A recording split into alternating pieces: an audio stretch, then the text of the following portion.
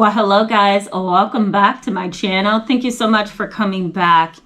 You know, when you're dealing with somebody who has an untreated or poorly treated personality disorder, it can really make you feel, for lack of a better word, crazy. It's hard to try to conceptualize how an individual can function in the way that they function, right?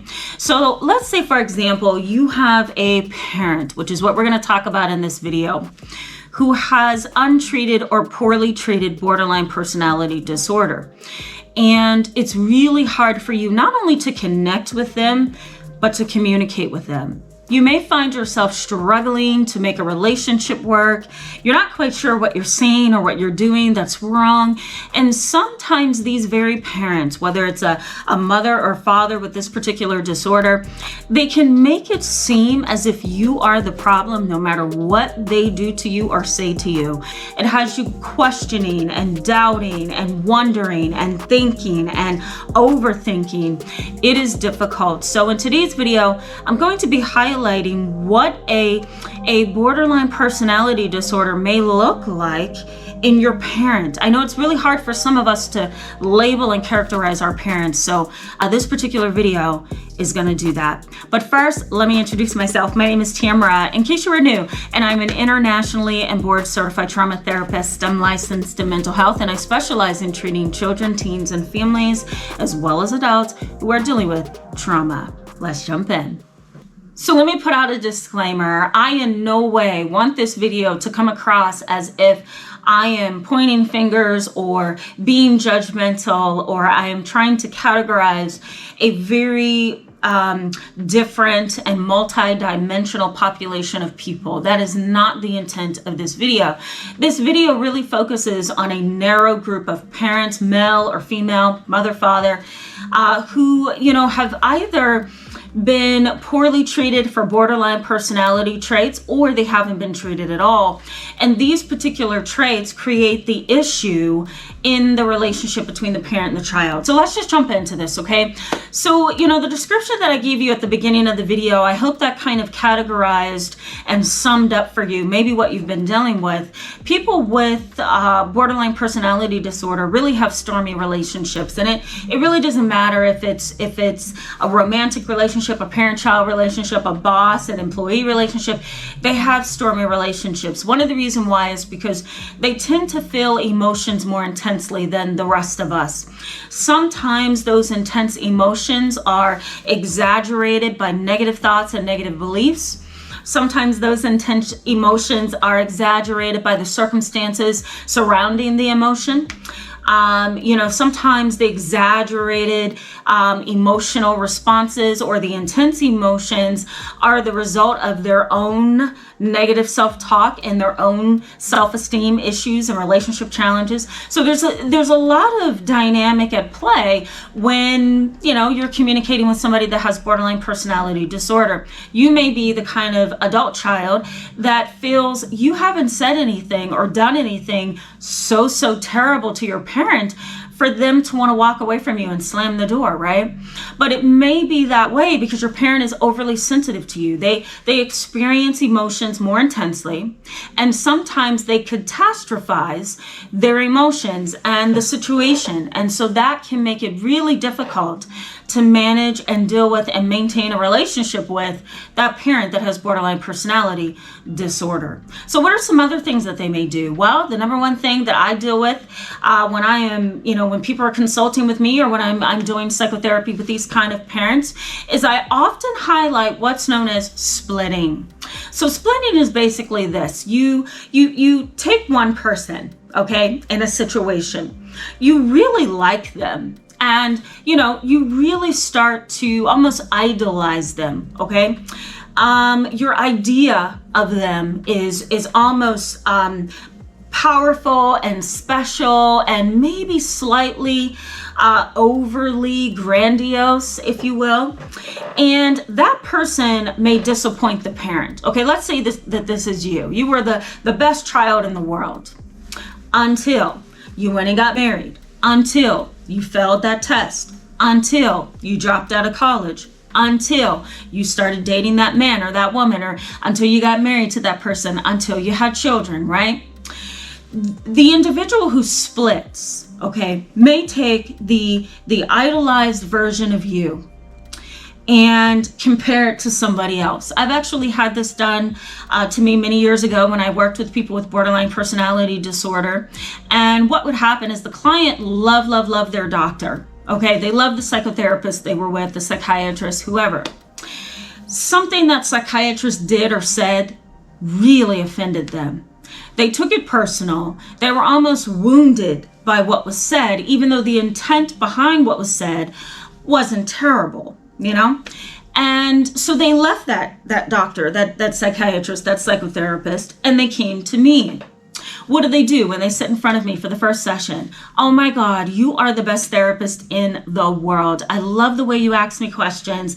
I love the way you make me feel. This is wonderful. I didn't like my old doctor because he said A, B, and C, but I know you would never do that because you come across as the kind of doctor who would be nicer than that doctor over there. Okay, that is splitting. It's taking one person and pitting them against the other. Okay, so that's one form of splitting. Now, another form of splitting, whether that's intentionally or unintentionally, is looking at things in a black and white perspective. It's very polarized. Okay, it's, okay, I see the good in you, but I also see the bad in you. And so I feel threatened by the bad, although I still like the good in you. And so you may see me treat you differently based on what I see in you. It's really hard to get back into the good graces of a person with borderline personality.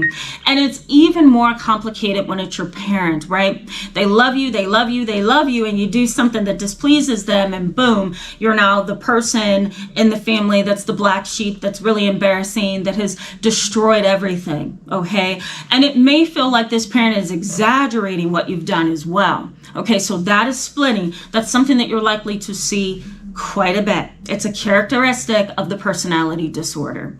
The next thing that you're likely to see is that they twist things. Sometimes these kind of parents twist things, and they twist it really good.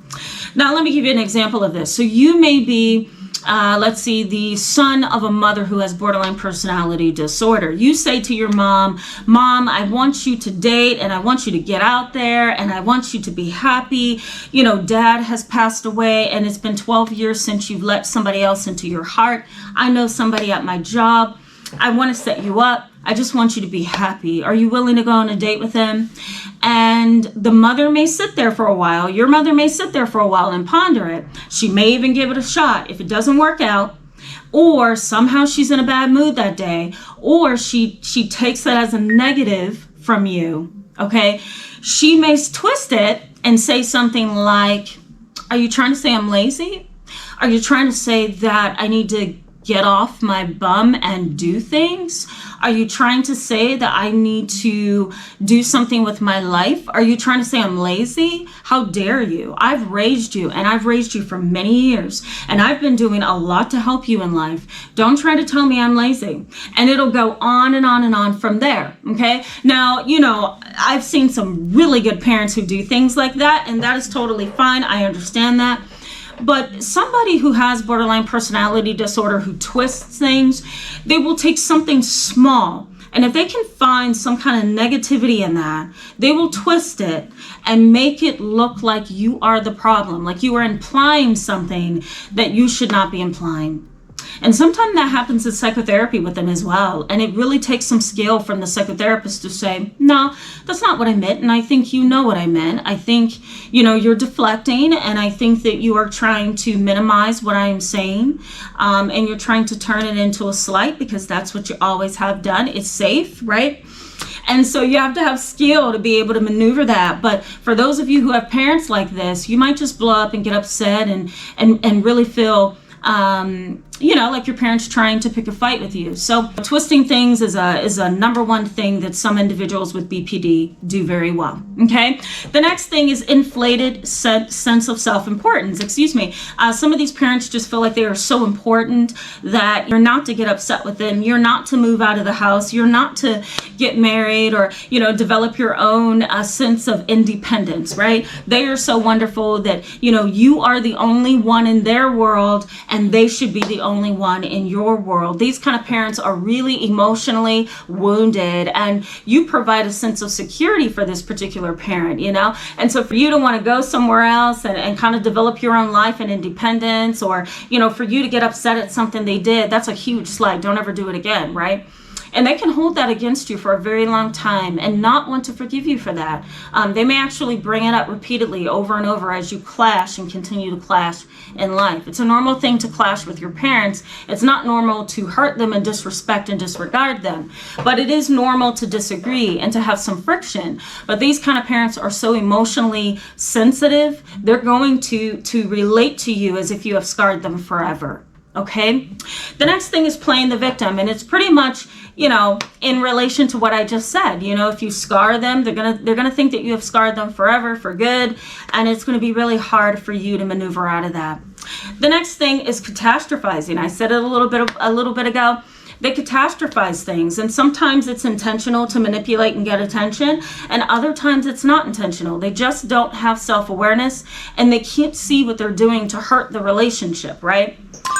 If anything, they're probably pointing the finger at you, you know, saying that you are to blame. So keep that in mind, guys. The catastrophizing is something that they may do, and they may do it for the rest of their life when it comes to you and anybody else in their life. This is just another thing that they do.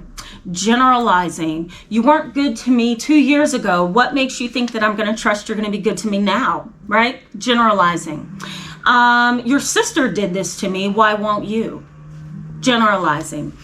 You know, you encouraged me to buy that particular car over there, and I did, and it turned out to be a terrible experience. Why should I buy another car? Generalizing, right? Everything is generalized in a negative way. There's no hope for newness. There's no hope for change, difference, nothing. Okay?